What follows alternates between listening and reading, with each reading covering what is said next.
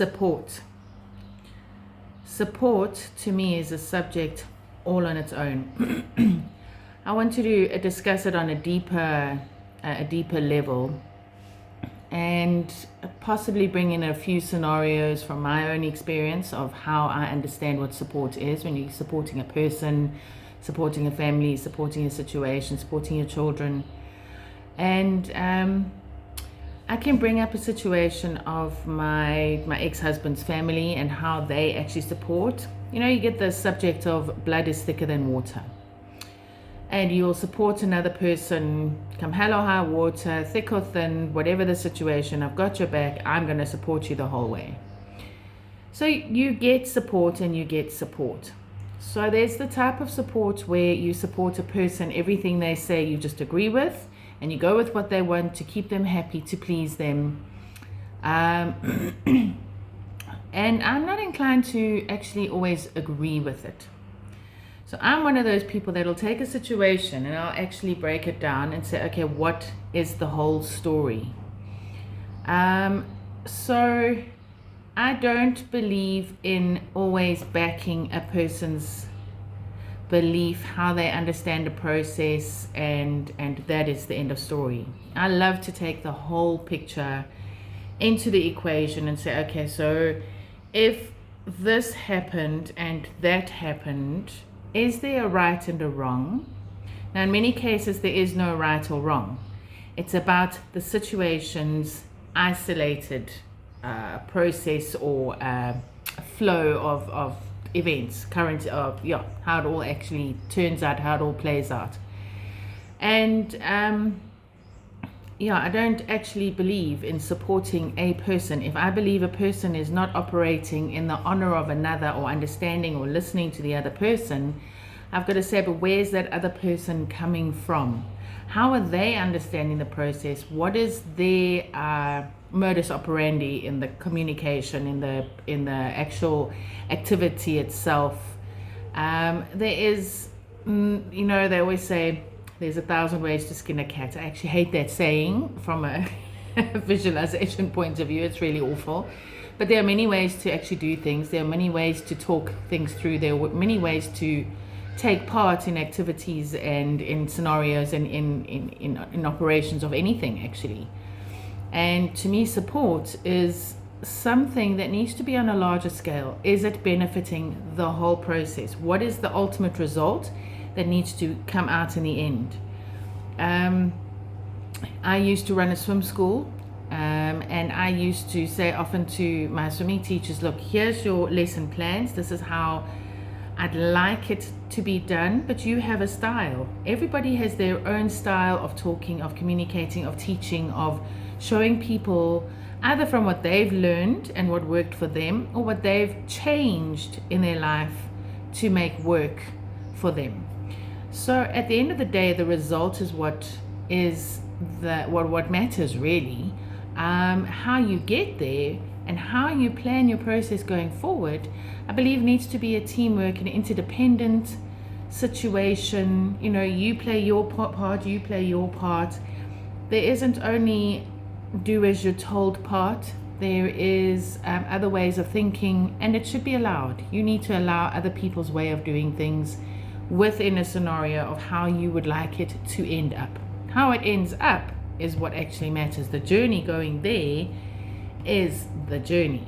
And the journey is in everything that we do in life. We are all traveling a journey. We all have our own minds. We all have our own voice. We all have our own thinking. We all have our own styles. And those are things that I'd love to help encourage in every scenario out there in the world. So support to me is ultimately, if I don't agree with how you're doing it, I say, no, I'm actually inclined to want to be that person to say, no, I don't actually support you, but I don't have your back in how you're thinking about the situation. I don't agree with you doing that kind of thing, but if you choose to carry on and go ahead and do it, you need to do it, and you need to learn your own consequences, suffer your own realizations, however it happens. Are you even going to realize it? Some people don't want to. Some people don't want to change. With foundational development, I'm all about those people that want to learn why it's not working. Why, how can I do things differently? How can it be better? I want to heal. I want to work with those that want to heal, that want to improve on their relationships, on themselves, find self-love. Oftentimes I've said to my husband, we've talked about scenarios or ways of how we can do things. He said, but how can I not be emotional? How can I not be irritable about a situation? How can I change my thinking? But it's not right. Of course, there's no right or wrong, but why do you find it to be such a problem that it's wrong, or that this is the way it should be done, or judging people? Why does it have to be a thing that you find it so wrong that it irritates you so much that you can't move beyond your thinking of whatever the scenario or activity or operation actually is? So support is a big subject in its own.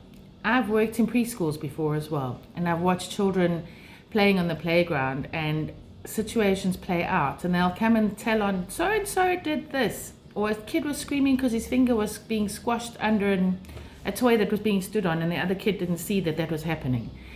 And they come and tell on, and this happened, and that person now is the bad person. I actually do not take one side of any story, even with children. I bring them all into me, say, right, let's go down the road and say, right, how did this whole process happen? Especially if I've seen a whole scenario.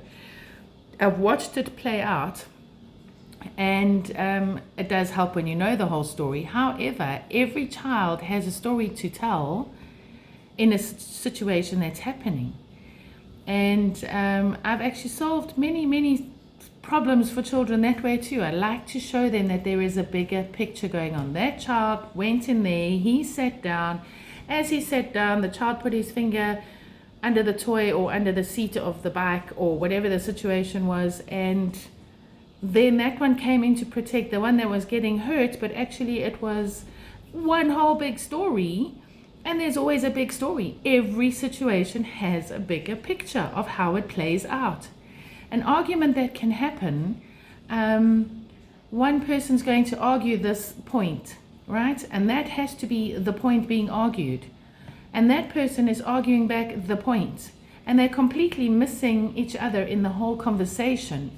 Or there's many facets and they're just not connecting. The dots are just not connecting, and the argument will go on and on and on. Some things can be solved, some cannot be solved. So supporting in that process is also debriefing after the fact. You cannot try and solve a problem or solve a situation or get to an understanding when you're in a space of anger or in a space of upset or depression. You need to get into a space of being willing to listen, hear out the story, and let's see how the whole thing played out.